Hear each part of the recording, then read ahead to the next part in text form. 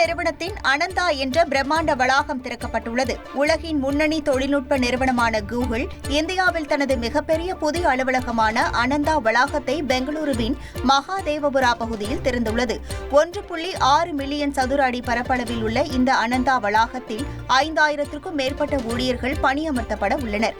இந்த அலுவலகத்தில் Android, search, map, Google DeepMind உள்ளிட்ட பல பிரிவுகளின் கீழ் ஊழியர்கள் பணிபுரிவார்கள்.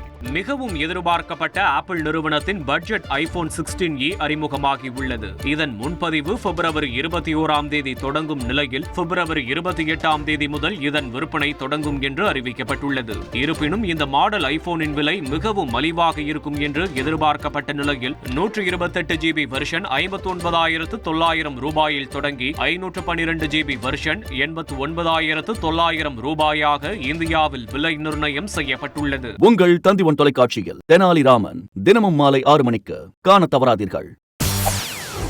செய்திகளை உடனுக்குடன் தெரிந்து கொள்ள உடனே சப்ஸ்கிரைப் பண்ணுங்க.